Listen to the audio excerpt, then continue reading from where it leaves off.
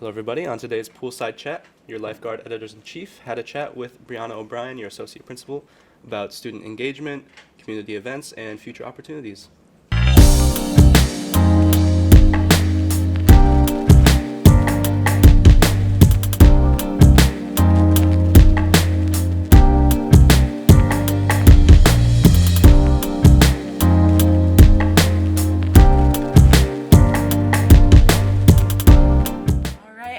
Welcome in. We're so happy to have you here. Thank you. This is your first time on the show, which is surprising because you're such a big supporter. Oh, thanks. Yeah, I'm really excited to be here. Thanks for having me. Of course.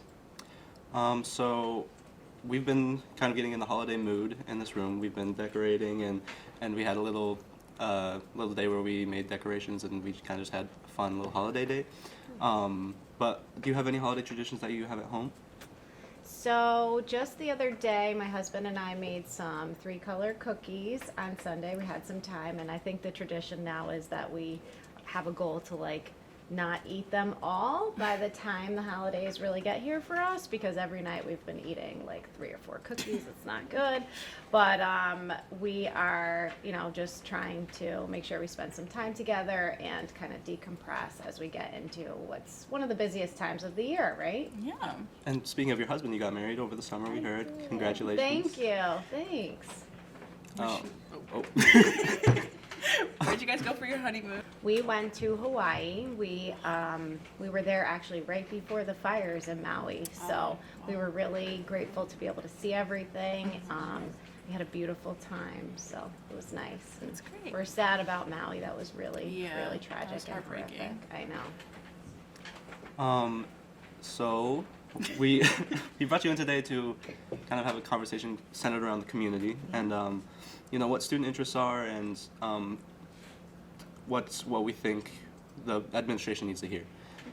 So I guess we'll start off. We had a survey recently, the climate and culture survey, where students were asked about what they think is going well at school, do they feel represented, and we actually got some data about the responses, and it's interesting to see these as a student and to see what we as a student body have complaints with or just don't think are going as well as they should be. And a lot of this stuff is stuff that I noticed too. Yeah. What about you, Kira? Yeah, I definitely agree. Some of the stuff I definitely agree with. What is the administration planning to do with this data going forward? Yeah, so we surveyed students. We actually also surveyed staff with the same questions. What's going well? What's not going well? What's not working? And then, do you have any suggestions for us? So we, as an administrative team, myself, Mr. Woodcock, the grade level principals, we review this data and we look at data that is compiled like this, but then we look at every single response, and there are certain things that we can absolutely immediately take action on to make a difference and to start making improvements. There are some other things that are big ticket items, like you'll see on here, like Wetzel, the walk to Wetzel, and that's really the walk to Wetzel is tough for people, especially in the winter as it gets cold, as the weather changes. But we read through every single response and we start to make changes. We have a lot of opportunities, like with different committees, different individuals throughout the building. We work with custodial, with maintenance, we work with our teachers, and we start to make changes as we're able to. And then if we can't, or if it's an idea that we need to plan for a long range change, we start to do that too. There are, you'll see on here, no pep rallies is something that wasn't working. So we're talking about how can we bring that back when it's more fully developed, when we have a plan in place that's going to make pep rallies get to the other column of what's working. So Yeah, I think pep rallies are something that we've kind of sorely missed. They relate to our school spirit, and I feel like recently we have had less of an identity as a school without the pep rallies, but also related to other activities within our school. So we were having a conversation here about the school spirit week and shortcomings that we feel like if we had certain maybe other creative ideas going into the school spirit week, that it would really boost our sense of school spirit. What are your thoughts on that? My thoughts? Yeah. Yeah, so are you talking about not the holiday one, you're talking about the school spirit week leading up to homecoming, right? Like that time of year? We're kind of I think both. in general, yeah. Just Okay. like I feel like the participation has definitely not been as widespread as it used to be. Like I know me personally, like through my like freshman and sophomore year, I always was like very adamant. Like I always wanted to do the sort of spirit weeks, but I think they've just become like very repetitive. So I've like personally, I know I have not stopped participating, but I've been less inclined to, and like I know just around the school I've seen like a lot less participation, which you know kind of sucks because like they are fun and like nice ways to bring everyone together. But Yeah. So each grade level and then school-wide officers, so the grade level officers and the school-wide officers work with Miss Olden to develop the ideas for each Spirit Week leading up to it. So the different dress-up days and things like that. And they send us a group of ideas that they have. Most we say, yep, you're good to go. There are others that we feel that, you know, maybe should not move forward, that could be perceived to be culturally insensitive or whatever it might be. But we make sure that those dress-up days are ones that are going to be accessible for many kids in the school and, you know, don't require you to spend a lot of money to buy things, and that, you know, people could maybe put together ideas at home. I think to make sure that you have your voice heard, you should communicate your ideas to the student leadership that you have. We have Board of Ed liaisons, we have grade level leadership representatives, and they bring the ideas to Ms. Olden and they talk about those and make those decisions. So if there are ideas that you have for how to make that better or different ideas for different dress-up days, things like that, that would be the leadership group that you'd want to work through. But they're absolutely open to new ideas. I think one of the new ones that we'll see is the Ken and Barbie Day. oh. We did wind up approving that, so that's something to look forward to for the future. That's Yeah, exciting. that's really cool. Do you have any? Okay, so speaking more about like school spirit and student involvement, we've been holding a lot of very, very cool events. I think a lot of it is centered around the CTE programs. Like we've been having in our communication arts, we've been holding movie nights and stuff like that. And we do get good participation in those, but it would be really cool to see a lot more student involvement. Do you think there's maybe like an issue with student involvement or getting the word out on these kind of events that could if more people knew about them, maybe we'd see more interest or involvement in our CTE programs and in our other events? For sure. So I think one of the kind of catch-22s of Liverpool High School is we offer so much that students are involved in so many different things. They're involved in CTE, they play a sport, they're in clubs, they participate in after-school activities. I think one of the biggest challenges is getting students to commit to being at something and saying no to something else. So, like, I think that would absolutely boost participation if students, you know, were just involved in one or two things, but they're involved in a lot of things. But to get that word out, I think, you know, Mr. Woodcock and I make sure that we post things on our X, formerly known as Twitter. I know that you guys post a lot on your Instagram and on your X, and we try to get things out on the announcements. Obviously, you have a great opportunity, like a PR opportunity here in your class, but we too would love to see more student involvement and student participation in some of those events. I think it's something like you're talking about school spirit, it's something that we're getting back to, right? COVID really hurt us in terms of like how we were involved in things. Now I think so many people are involved in so many things that they have to prioritize. But I do feel that we're starting to get better with student participation in things. Yeah, I definitely agree with that. I think there is like a lot of opportunities, and sometimes it's like very overwhelming. Like I don't know which to choose. Yeah. But I am glad that we offer so many things. I think it's a great opportunity for students to, you know, go out there, find what they like, find their people. Yeah, I think it's a blessing and a curse, obviously, to have so much opportunity and so many cool things to do, like clubs, and we have a very, very wide course selection kind of thing, which moves us into our next topic. We feel, especially in CTE, that sometimes students aren't aware of the opportunities, especially with given course selection, and we're getting around the time of year where underclassmen are moving into more opportunities and being able to select these courses. Like CTE, I think we're holding a CTE night, which is good for promoting our course, but also I feel like a lot of people aren't aware there's a course catalog, or they have to be like notified by their counselors. Yeah. What do you think we can do to push some of our very cool courses? Like we have like astronomy and human anatomy, like theater studies and other departments. Do you think we need to make more of an effort to make students aware, especially underclassmen, aware of our very wide breadth of classes? 100%. Have you guys been listening into our principal meetings? Because this is exactly what we've been talking about too. So absolutely. So last year, if you remember our class meetings, different CTE programs did presentations during the class meeting. We're making a little bit of an update to this year because CTE is on its way. You know, you guys are well established. Now we want to do exactly what you're saying. Talk about the other opportunities we have throughout the building.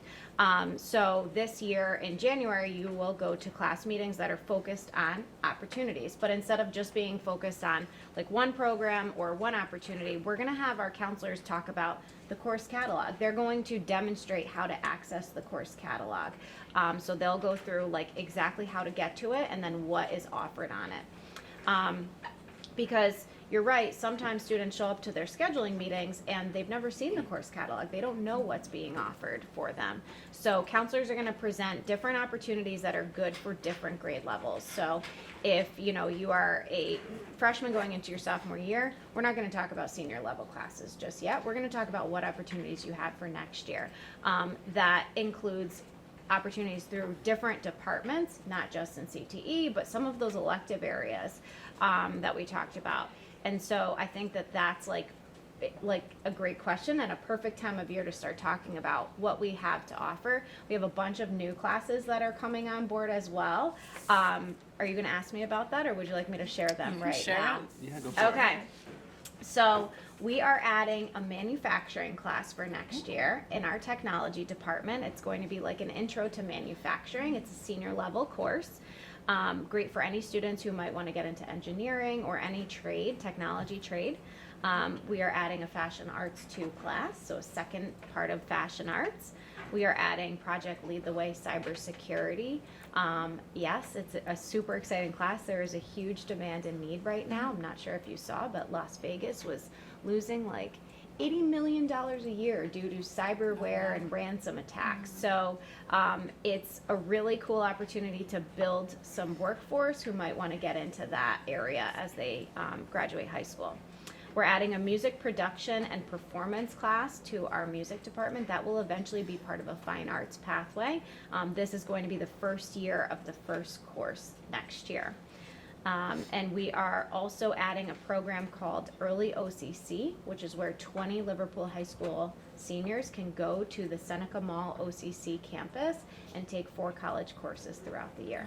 So lots of great opportunities, and we're making sure that we highlight those and lots of others at the January class meetings. Those sound like some great opportunities. So you mentioned the fine arts pathway. Are there plans to make many more pathways like within Liverpool? Yeah. For different kinds of, futures? Yeah, for sure. So I think when we think about pathways, it's essentially like a set of courses that are aligned to interests for that area or for that group. So the fine arts pathway will be developed over the next probably 3 years, and it will be focused on music, but I envision us also expanding other areas within fine arts that you could take for a fine arts pathway. But yes, we are looking to expand on our pathway offering. So whether it's a health science pathway, that's going to be coming to us. We offer a lot of classes that are great for students who want to get into the health professions, just aligning some courses for them so they know if I want to go on to med school or pre-med, it's good if I take these classes, and I will be set up for success if I take, these higher level classes or these AP classes. So we are starting to develop those pathways for sure. CTE, I think, is staying as it is. We've got 6 amazing programs. I don't envision us adding anything just yet because you guys are killing it and you're doing an awesome job. And we have great, demand for these classes. So I think we're looking to add some pathways in some other areas to create new opportunities. That's excellent. Yeah. Just speaking about you adding courses in the October issue of your magazine, of our magazine, in the October issue of our magazine, we wrote about classes that aren't getting attention and Yeah. don't have the student support and enough people signing up to continue. Are these the kind of classes that you're going to be offloading as you bring in new ones? So it's going to depend. It depends on, like, is there student interest? Is there some student interest? Is there no student interest? Do we have the staff to teach these classes? So I'll give you an example, like the Project Lead the Way classes. You have to be certified to teach those classes through Project Lead the Way. Not every technology teacher here is certified in every class. So if there's a teacher who's not certified in a class and there's no one, well, you can't run that class. So that class would not run the next year. We don't really fully remove courses, we just don't offer them for the year, but we want to make sure that we're promoting some of those new opportunities, because really the only way that you can run those classes and have student interest is when students are saying, I want to take these classes and I love this class, right? You know, my friends want to take it too. So I think it's a mix of making sure that we're still promoting those even when they're not running, to make sure that you know, and that's part of like the January class meetings and having access to the course catalog so students know everything that we offer. Fantastic.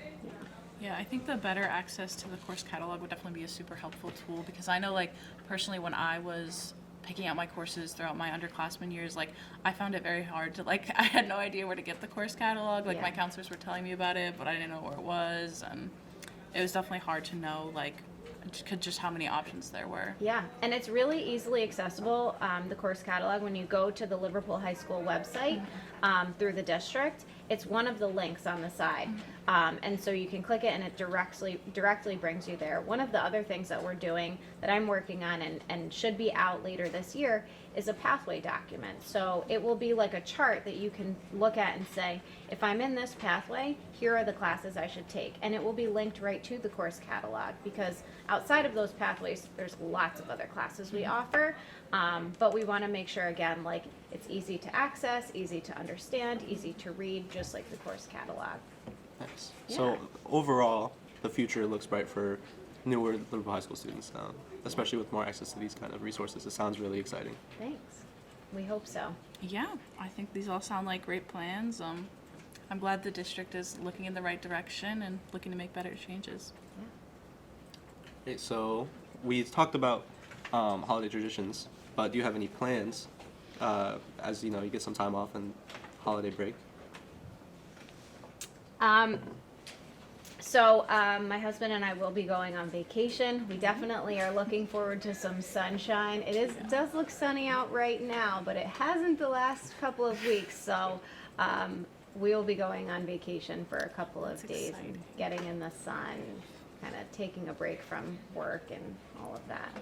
Sometimes that's the best thing to do. You got to get a little break in and recharge and then come back. I know. How about you guys? Any plans? Just hang around with my family. Nice. I might go see my extended family up in Maine. So Nice. I I'm hope you have a excited great about that. time. Thank you. Thank you for coming on. It's been a pleasure, and we hope to see some of the plans we talked about go into action. So thanks. Yeah, thank you so much for coming. Absolutely. We'll see you at the January class meetings. Yes.